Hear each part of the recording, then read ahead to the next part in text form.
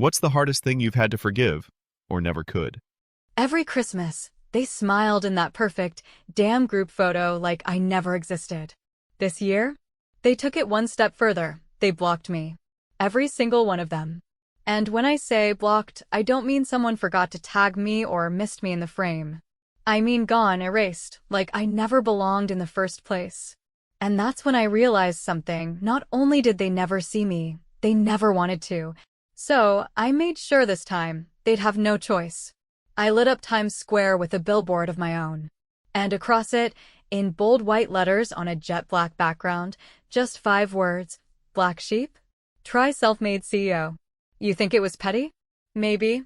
But for me, it was the first honest Christmas I've had in decades. I grew up in Westport, Connecticut, in a family that could have been mistaken for a political campaign brochure: clean smiles, Ivy League aspirations, and an unspoken rule that everyone fell in line. My brother Scott was the golden boy lacrosse team captain, Dartmouth graduate, married to a woman who bakes for charity, but throws shade like it's a sport. My mother, Elaine, is the type of woman who ironed napkins and considered emotional expression a sign of weakness. And my father, Stanley, he wasn't cruel, but he wasn't much of anything, really. Mostly he nodded along to Elaine and signed checks. I was the third act no one asked for, born 10 years after Scott, the oops baby who colored outside the lines and kept asking questions that no one wanted to answer. I didn't fit. And they didn't hide the fact. When I was 21, I dropped out of college during my 3rd year, mental health stuff, mostly. Panic attacks, insomnia, a general inability to pretend I was okay. I told my mom I needed a break, and she looked at me like I had set the house on fire. People like us don't take breaks, Joanna. We finish what we start. That was her response. No, are you safe? No, how can we help? Just a clean slap of judgment wrapped in politeness. I tried to explain I wanted to freelance, maybe start something on my own, and she just sighed and said, "So you want to be poor on purpose?" I remember the way she looked past me in the kitchen that day, like I was a burden she couldn't place in a donation box. For a while, I kept trying anyway. I showed up to family events, brought thoughtful gifts, asked about Scott's kids. I even sat through Tina's passive-aggressive lectures about Montessori schools and women who prioritize stability. I played the part they hated me in, thinking if I just held out long enough, maybe they'd come around. Every Christmas, I'd scroll through Facebook and see that damn photo, Mom and Dad in the center, Scott and Tina flanking them like poster children, the grandkids in matching red sweaters, even the damn dog wearing antlers. And me? Not a mention. Not even a thrown in, wish Joe could be here. No seat, no tag, no space. But the real fracture, the one I never said out loud, came 3 years ago. That was the last time I tried to be part of it. I flew home, uninvited but determined, told myself maybe this year they'd see me. I showed up with gifts, all wrapped and labeled, stood at the door with a bottle of wine I couldn't afford. My mom opened it, blinked like I was the UPS guy, and said, "Oh, you made it. Not we're so glad, not we missed you. Just oh." When it came time for the photo, she pulled me aside and whispered, "Why don't you sit this one out, Joe? We're doing something a little more polished this year." I didn't even argue. I walked upstairs, locked myself in the guest bathroom, and cried like I hadn't since high school. Since then, I stopped visiting. I moved to New York and threw myself into work, tech development, app design, small startups, and long nights fueled by rage and Red Bull. I met Maria, the one person in my life who didn't make me feel like I was performing. She grew up with nothing like me. Her mom was a housekeeper in a family just like mine. She got it. She became my COO, my co-conspirator, my sister in everything but blood. And slowly, painfully, we built something real. My company turned a profit. Then a bigger one. We hired people, leased an office, landed investors. But even then, every December, that photo would show up. And every time, it burned. But this year, it was gone.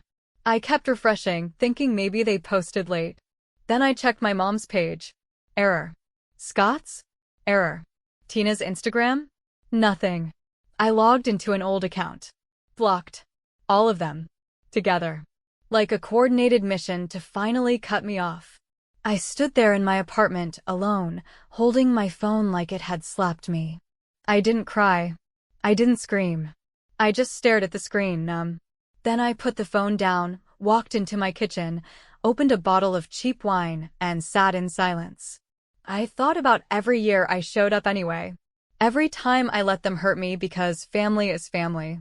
And then I laughed, out loud, a dry, cracked sound. It was the kind of laugh that comes right before something snaps. Maria came by later that night. She saw my face, sat down, and waited. I told her. Everything. She didn't try to fix it. She didn't say they love you deep down. She said, "What do you want to do about it?"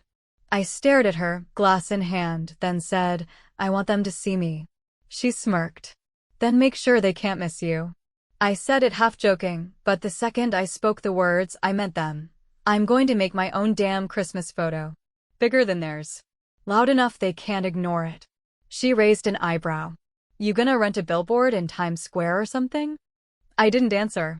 Because in that moment, I was already imagining it, me, standing tall, champagne in hand, grinning like I own the world.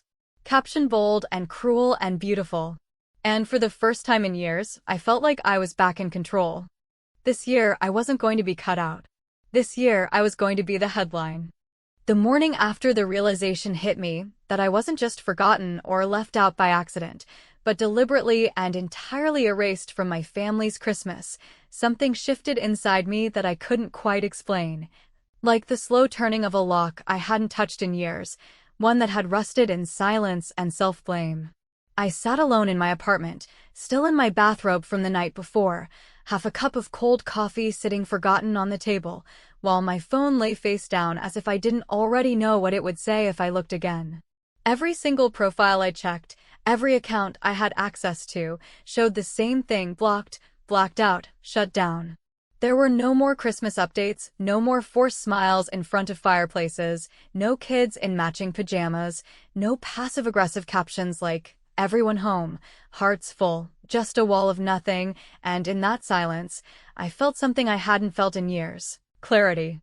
It wasn't the kind of clarity people talk about when they find themselves on a yoga retreat or after reading some self-help book with a flower on the cover. No, it was the kind of clarity that comes when you realize the people you've been chasing for validation never actually wanted to see you succeed in the first place, not because you failed them, but because you dared to want something different.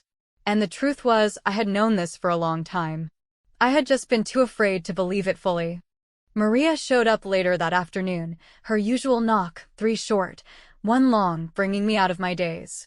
She didn't ask why I looked like I hadn't slept or why there were takeout boxes scattered on the counter like forgotten relics. She just walked in, dumped her scarf on the chair, and said, "All right. What the hell happened now?"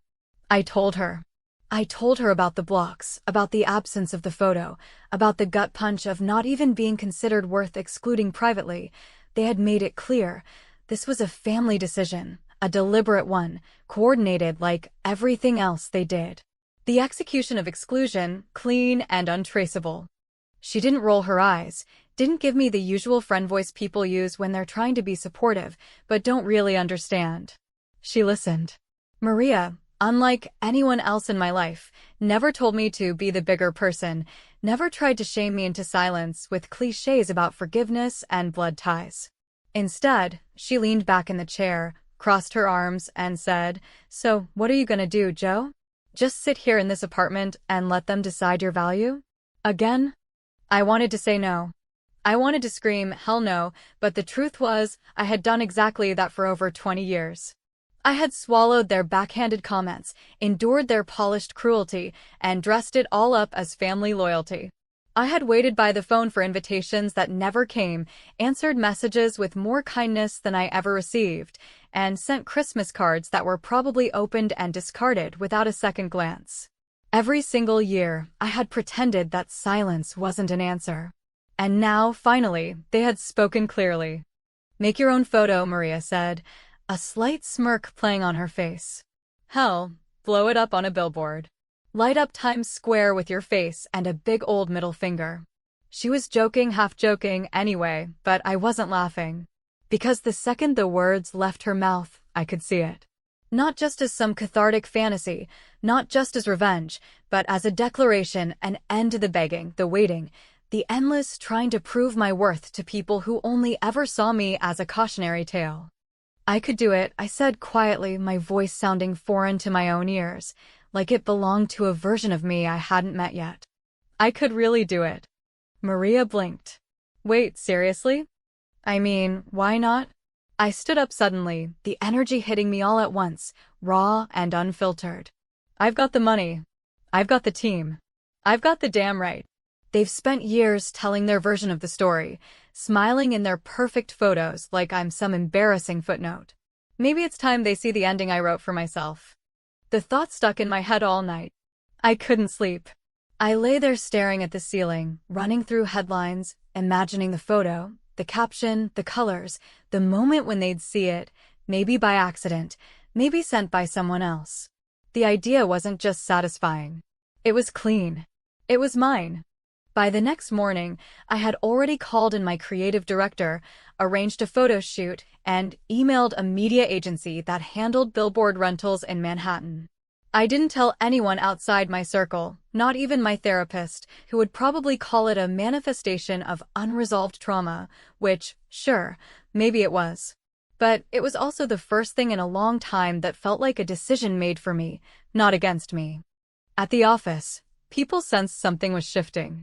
Maria kept it quiet, only telling those who needed to know. The designer we brought in didn't ask questions. She just took one look at the concept I scribbled on a napkin and said, "Savage. Let's do it." The photo wasn't fancy, me in my office, standing on the leather stool I bought secondhand 6 years ago when we first moved in, champagne glass in hand, my team gathered behind me in messy, genuine grins. The caption? Simple. Honest. A little cruel. A little funny. Black sheep? Try self-made CEO. But the part one obsessed over wasn't the photo or the font, it was the timing. Midnight, Christmas Eve. The exact hour their photo usually went live every year, time-stamped like clockwork. I wasn't going to post it online. I wasn't going to email it. I was going to make it public in the most literal sense. Let them find out not because I handed it to them, but because the world handed it back. Are you sure about this? Maria asked as we finalized the payment, her finger hovering over the confirm button. I didn't hesitate. Let them block me. Let them cut me out. I'll put myself on the tallest damn wall in the country. And this time, they'll have to look up to see me. She clicked. The deal was done. The space was ours. Times Square, center screen, 5 seconds every 3 minutes. Just enough time for the world to take a picture. And just like that, Christmas became something else entirely. Not a season of forgiveness or family traditions or pretending everything was fine, but a reckoning. A reminder. A stage I had built myself after being locked out of every other room. And for the first time in my life, I wasn't scared of being seen. I wanted to be seen. I wanted to shine so damn bright they'd have to squint. It's a strange thing, realizing that your pain has matured, hardened, and taken on a shape of its own. No longer something you carry in secret, but something that stands beside you, ready to speak, to strike, to take its own place in the story whether anyone's ready or not. By the time we reached the final edits of the billboard, me standing on that battered leather stool in my office, one hand holding a champagne flute filled with ginger ale because I haven't touched alcohol in years, the other resting casually on my hip. The skyline of Manhattan blurred in the background through the glass. I wasn't thinking about revenge anymore. I wasn't thinking about how they'd feel when they saw it, or whether it would hurt them, or whether it would turn into another reason for them to paint me as unstable or vindictive or dramatic. That favorite label my mother used when I was a teenager crying at the dinner table while everyone else pretended nothing was happening. I was thinking only of visibility, of how much of my life had been spent twisting myself into quieter shapes, waiting for permission to be acknowledged, wondering if love was something I had to earn through performance or compliance or silence. The image itself was far from polished. That was the point. I wanted it to look real, not like those artificially posed family portraits my brother's wife was obsessed with, where no one blinked and everyone wore coordinated clothes and the smiles never quite reached their eyes, but like a moment that had happened naturally. A little chaotic, a little weird, but unmistakably alive. Behind me, Maria and 3 other team members were caught mid-laugh, one with a Santa hat askew on his head, another holding a slice of pizza aloft like a trophy. The light was uneven. The background cluttered. It looked like life, not a curated performance. And across the center, in stark white capital letters that stretched from edge to edge, we placed the caption that had come to me that night like a line from a dream. Black sheep? Try self-made CEO. No apology. No explanation. Just a declaration carved into the sky. I didn't sleep the night before it went live. I told myself it was the coffee or the workload or the stress of the holidays, but the truth was heavier and more complicated than that, sitting just under my ribs like a weight I couldn't shift. Part of me was still that girl who stood on the edge of family photos, waiting to be asked in, who practiced her smiles in the bathroom mirror before going downstairs because she knew she'd be accused of bringing the mood down if she looked anything less than cheerful. That girl didn't want to hurt anyone. She just wanted to be loved. But she wasn't in charge anymore. The woman I had become, the one who'd built a business from the ground up, who'd learned to hire and fire and lead and protect, who'd spent too many nights learning how to rewire the shame she had been handed like an heirloom. She knew better than to wait for invitations that were never coming. At 11:45 p.m. on Christmas Eve, Maria and I took a cab down to Times Square. It was colder than I'd expected, a biting wind that made my eyes water, but I refused to pull up my hood. We stood in the chaos of tourists and blinking lights and muffled music coming from some nearby street performers, and I could feel the anticipation pulsing through my spine, not as excitement, but as something sharper, like standing on the edge of something and knowing the ground behind you is already gone. The screen was easy to spot. It was one of the biggest ones, tucked just between a luxury perfume ad and a rotation of holiday-themed brand commercials, all glitter and sparkle and marketing. When it flashed white, my breath caught in my throat, not because I was nervous, but because I knew this moment would split my life into before and after. Then it appeared. For 5 full seconds, the photo filled the screen, my defiant grin, the crowded office, the mess of our holiday chaos, and that brutal caption glowing above it like a neon sign in a confession booth. People around us noticed. One woman laughed and nudged her partner. A young guy pulled out his phone and took a picture. Someone said, "Damn, that's bold," and someone else murmured, "Wonder who that is." And I just stood there, in the middle of it all, anonymous and exposed and entirely alive, my heart beating out of rhythm, my face cold from the wind, and a grin slowly spreading across my face, not from pride or gloating, but from something purer, relief. Maria leaned in, her voice low and steady. "Think they'll see it?" I turned toward her, the lights reflecting off her glasses, and said, "They don't need to see it. The world will." And the world did. Within the hour, a video of the Billboard hit Twitter, posted by some influencer who captioned it, "This woman just cooked her entire family alive. I love her." That post alone had over 20,000 likes by the time we got back to my apartment. Then came the comments, the reactions, the split down the middle that I knew would come, half of the world calling it empowering, iconic, badass, and the other half calling it bitter, narcissistic, petty. People speculated about what had driven me to do it.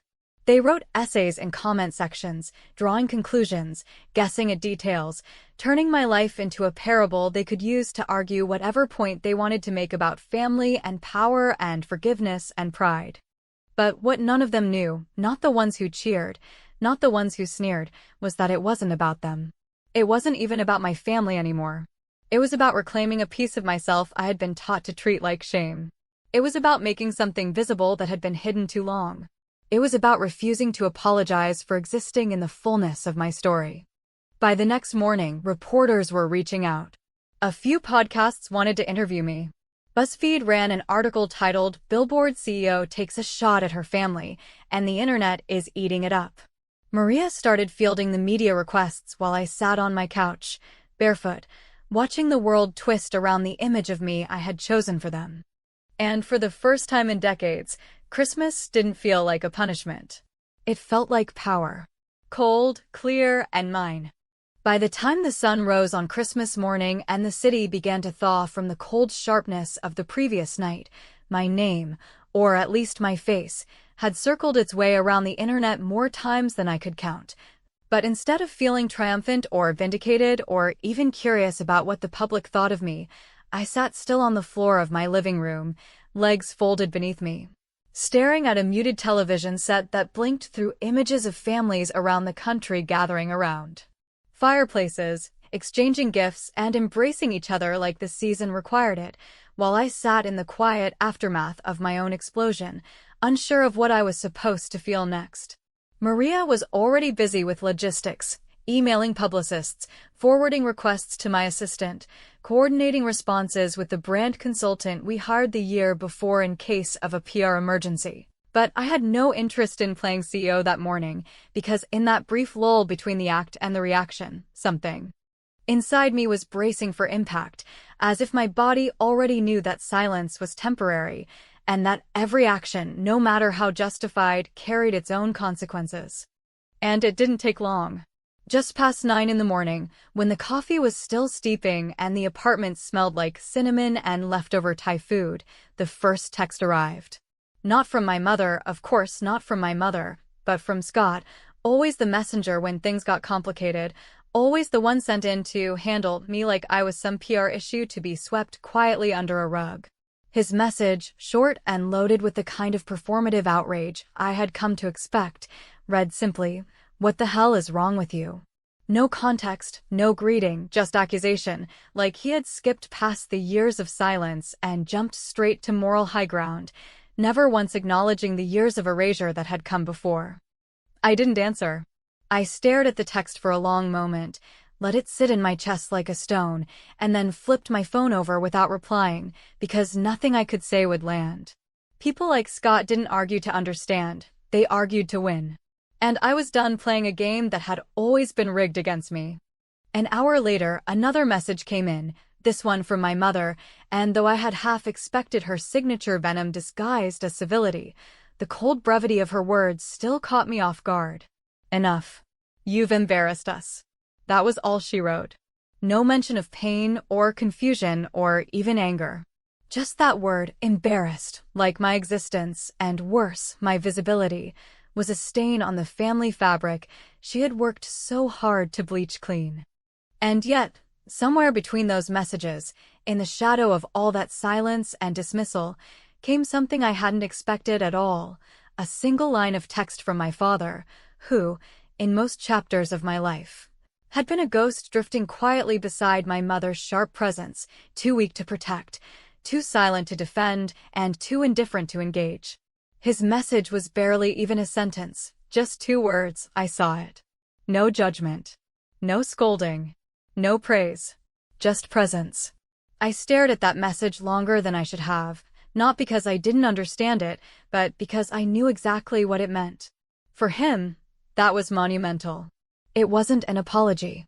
It wasn't validation. But it was the first time in my adult life he acknowledged something I had done without waiting for my mother's permission first. I thought about replying. I thought about asking him what he saw, me or just the billboard, but I didn't. I knew that if I cracked open that door even an inch, it would come with expectations, with obligations, with the false promise that maybe, just maybe, he'd change. And I was too old to believe that men like my father wake up one day and decide to become fathers. Instead, I stood up, showered, dressed, and made my way to the office, even though it was Christmas and nobody was expected to show up. Even though the streets were quieter than usual and the coffee shops were running on skeleton crews, and the only people out were tourists and those trying to avoid family altogether. I needed to be in a space that I had built myself, where every square inch had been earned, not inherited, where the walls didn't whisper reminders of who I used to be or what I failed to become in their eyes. Maria was already there, naturally, sitting at the conference table with her laptop open and a stack of emails flagged with red stars. She didn't greet me with a smile or a Merry Christmas, she just handed me a mug of black coffee and said, "BuzzFeed wants a quote by noon, and the Daily Dot says you've gone viral in 3 countries." I sat down, letting the warmth of the cup bleed into my palms, and took a long breath before asking, "Do you think it was too much?" She looked at me for a long moment, her face unreadable, before saying no. "But I think they weren't ready for it. And you need to decide if you care." I didn't answer, because the truth was I wasn't sure. Part of me wanted them to hurt, to feel what it was like to be shut out of something sacred, to be reminded that exclusion cuts both ways. But another part, the part that had spent decades trying to earn even a sliver of inclusion, still ached under the surface, still asked whether being right was enough to satisfy the deeper hunger to simply be seen. The door buzzed around 11, and we both looked up, confused, because we weren't expecting any deliveries or visitors. Maria got up to check, and when she returned, she wasn't alone. Scott was with her. My brother, standing in the threshold of the office like he'd just walked into enemy territory and wasn't sure which way to run. He looked tired, not in the usual corporate way, but like someone who had seen something he couldn't explain to himself, and hated that it rattled him. "I want to talk," he said, his voice flat but firm. "Not text. Not email. In person." Maria looked to me for direction. I nodded, motioned for her to leave us alone, and she left without a word, closing the door behind her as Scott stepped inside and sat across from me at the conference table. We didn't speak for a long time. Just sat there, the silence between us thicker than ever, heavy with the weight of years neither of us had the language to unpack. And finally, he said, "You made us look like villains." I looked at him, unblinking, and replied, "I didn't make you look like anything. I just put myself on a screen. If it looks like a villain story, maybe ask yourself why." He flinched just barely, but I saw it. The first crack. The truth was starting to leak in. And I wasn't about to patch it up.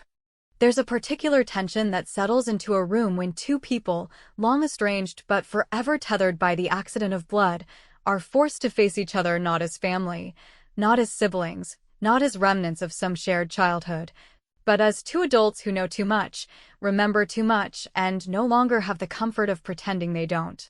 As Scott sat across from me in that glass-walled conference room, the light from the gray December sky slicing in through the blinds and cutting shadows across his face, I saw not the confident, polished investment banker my mother never stopped bragging about, but a man who had built his identity around playing by the rules of a family that only ever handed him the playbook because he was willing to follow it. And perhaps, for the first time, he was realizing that someone refusing to play wasn't the problem, it was the game itself that was rigged. He looked exhausted, and for once, his tiredness wasn't cloaked in arrogance or self-righteousness. It was raw, unguarded, edged with confusion. He rubbed his jaw, eyes never quite meeting mine, before finally saying, "You don't get it, Joe. People at my firm saw it. Clients asked about it. I mean, Jesus Christ, the legal team had to screen internal communications this morning. You didn't just throw a rock through a window, you lit the house on fire." I studied him for a moment, letting the words settle, feeling the familiar sting of blame that had always arrived like clockwork, disguised as concern or diplomacy.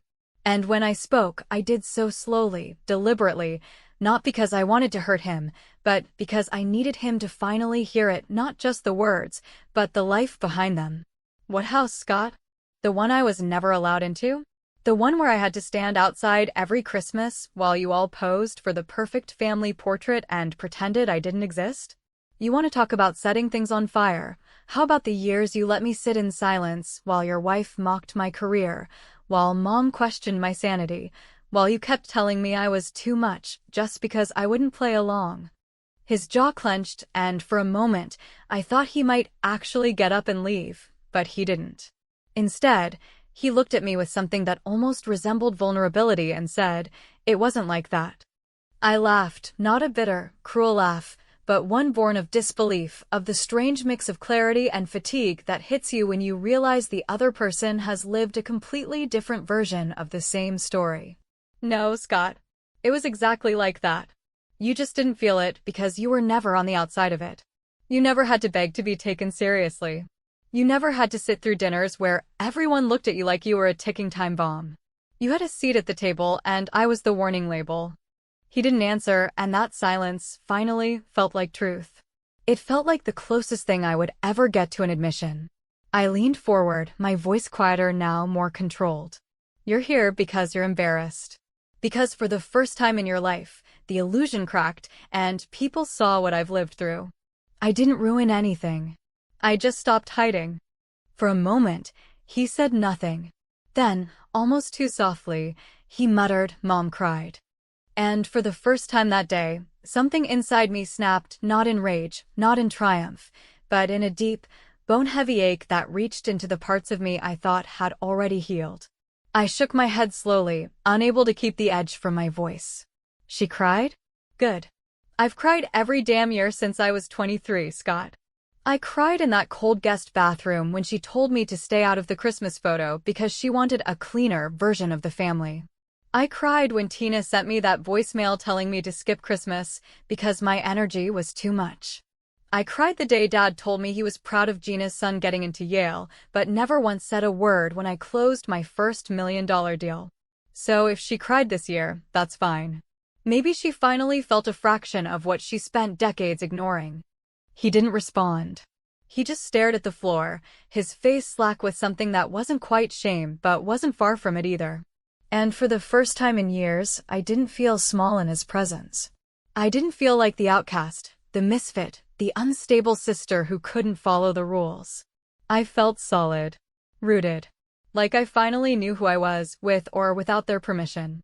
He stood up slowly, adjusted his coat, and, before turning to leave, said quietly, Dad said, he's been thinking about reaching out. He asked if you'd come next year. It should have moved me. It should have cracked the shell of anger and distance I had spent so long hardening. But it didn't. It felt like a door that was only being opened now because I had made enough noise outside.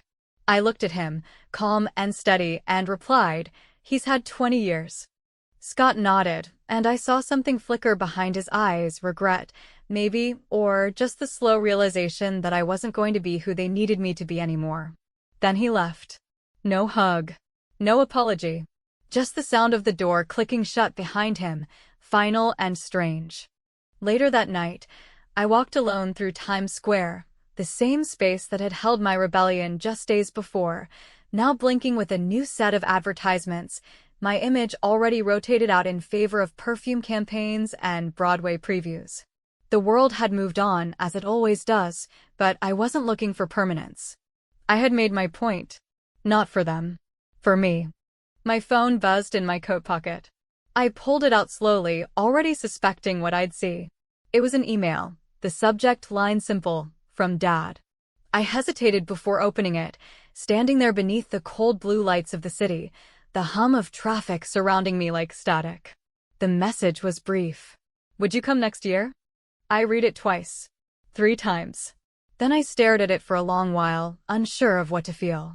It wasn't an apology. It wasn't acknowledgement. It was an offer, a late, tired attempt at something that might look like reconnection if you squinted hard enough. I didn't reply. I didn't even mark it unread to save it for later. I deleted it. Not in anger, not out of spite, but because I had finally learned that not every invitation needs to be answered, especially the ones that only come after you've proven you don't need them. As I turned to walk back into the city, the lights behind me faded into a blur, and the cold bit at my cheeks, but I didn't mind.